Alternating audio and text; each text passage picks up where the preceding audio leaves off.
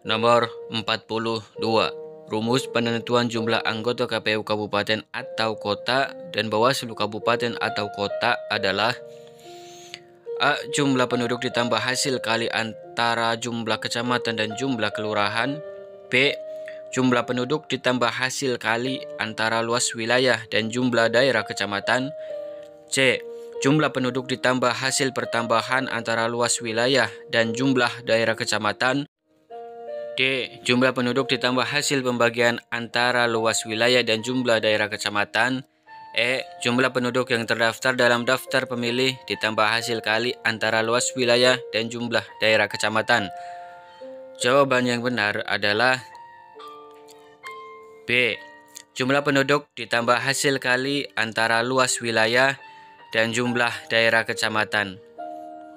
Pembahasannya yaitu kabupaten atau kota dengan hasil penghitungan sama dengan atau lebih dari 500.000 jumlah anggota Bawaslu kabupaten atau kota sebanyak 5 orang. Kabupaten atau kota dengan hasil penghitungan kurang dari 500.000 jumlah anggota Bawaslu kabupaten atau kota sebanyak 3 orang. Bisa dibaca penjelasannya pada Undang-Undang Nomor 7 Tahun 2017 Pasal 10 dan Pasal 92. 43. Yang berwenang menentukan jumlah TPS adalah: A. KPU kabupaten atau kota. B. PPK. C. PPS atas nama PPK. D. PPS. E. Pantarlih atas nama PPS. Jawaban yang benar adalah D. PPS. Pembahasannya yaitu PPS mempunyai wewenang untuk membentuk KPPS. Penjelasan atas kewenangan PPS dalam membentuk KPPS adalah termasuk menentukan jumlah dan lokasi TPS. Baca penjelasan pasal 57 Undang-Undang Nomor 7 Tahun 2017.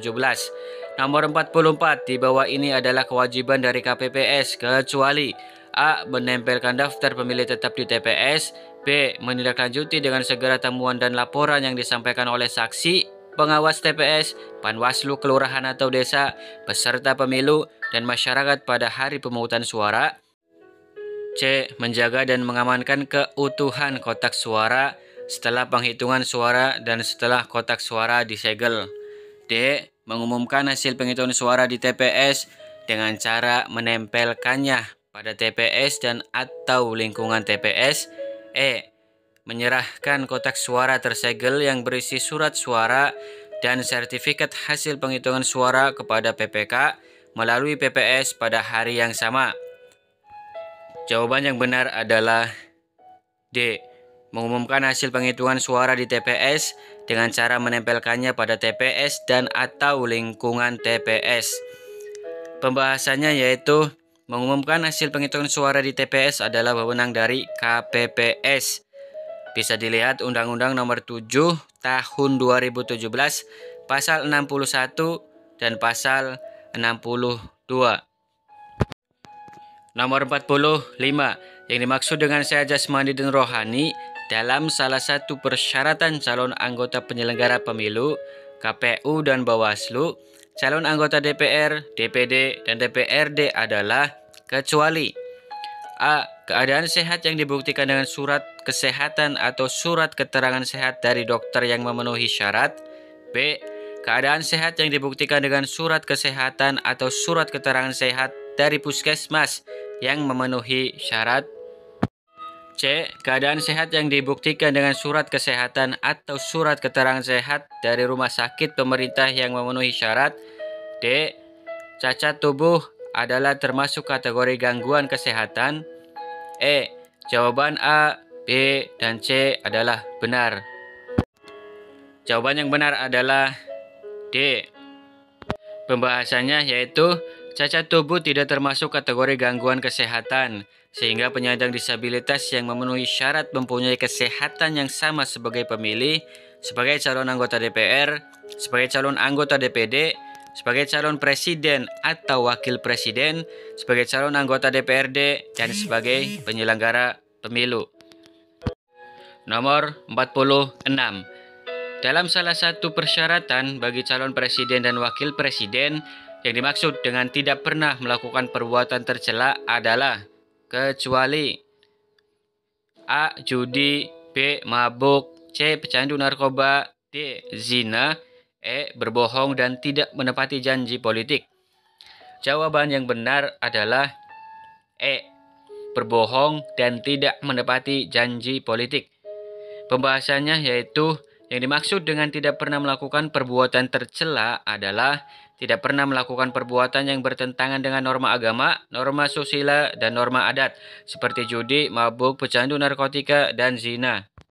Bisa dibaca pada penjelasannya di Undang-Undang Nomor 7 Tahun 2017 Pasal 169 huruf C. Nomor 47.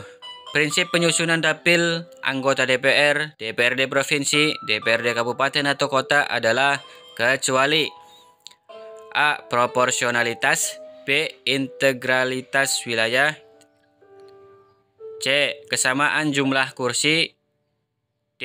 Kohesivitas, E. Kesinambungan. Jawaban yang benar adalah C. Kesamaan jumlah kursi. Pembahasannya yaitu salah satu prinsip penyusunan dapil adalah kesamaan nilai suara. Bisa dilihat pada Undang-Undang Nomor 7 Tahun 2017 Pasal 185 dan penjelasannya. Nomor 48. Berapa jumlah kursi DPRD Kabupaten atau Kota yang jumlah penduduknya 2.500.000 orang? A. 45 kursi, B. 50 kursi, C. 55 kursi, D. 60 kursi, E. 65 kursi. Jawaban yang benar adalah B. 50 kursi. Nomor 49. Sebab anggota Bawaslu Kabupaten atau Kota berhenti antar waktu kecuali A. Meninggal dunia, B. Berhalangan tetap, C. Tidak diketahui keberadaannya, D. Tidak menghadiri rapat pleno yang menjadi tugas dan kewajibannya selama 3 kali tanpa ada alasan yang jelas, baik berturut-turut ataupun tidak. E. Diberhentikan dengan tidak hormat. Jawaban yang benar adalah D. Tidak menghadiri rapat pleno yang menjadi tugas dan kewajibannya selama 3 kali tanpa alasan yang jelas, baik berturut-turut ataupun tidak. Pembahasannya bisa membaca pada Undang-Undang Nomor 7 Tahun 2017 Pasal 135 dan penjelasannya. Nomor 50. Peserta pemilu, pelaksana kampanye, dan tim kampanye yang menerima sumbangan dari pihak asing maka harus A. Melaporkannya kepada KPU dan menyerahkan sumbangan tersebut kepada kas negara paling lambat 7 hari setelah masa kampanye pemilu berakhir. B. Melaporkannya kepada KPU dan menyerahkan sumbangan tersebut kepada kas negara paling lambat 14 hari setelah masa kampanye pemilu berakhir. C. Melaporkannya kepada KPU dan menyerahkan sumbangan tersebut kepada kas negara paling lambat 21 hari setelah masa kampanye pemilu berakhir. D. Melaporkannya kepada KPU dan menyerahkan sumbangan tersebut kepada kas negara paling lambat 28 hari setelah masa kampanye pemilu berakhir. E. Melaporkannya kepada KPU dan menyerahkan sumbangan tersebut kepada kas negara paling lambat 30 hari setelah masa kampanye pemilu berakhir. Jawaban yang benar adalah B. Pembahasannya yaitu peserta pemilu dilarang menggunakan dana sumbangan yang berasal dari pihak asing, yaitu sumbangan dari warga negara asing, pemerintah asing, perusahaan asing, perusahaan di Indonesia yang mayoritas sahamnya dimiliki asing, lembaga swadaya masyarakat asing, organisasi kemasyarakatan asing, dan warga negara asing. Bisa dibaca pada Undang-Undang Nomor 7 Tahun 2017 Pasal 339 Ayat 1 dan 2. Mungkin itu saja untuk video saya kali ini. Terima kasih untuk yang sudah menonton. Video ini hanya sebagai bahan belajar dan juga sebagai persiapan untuk teman-teman yang sedang ataupun akan mengikuti tes seleksi PPS Pemilu tahun 2024. Itu saja. Terima kasih. Wassalamualaikum warahmatullahi wabarakatuh.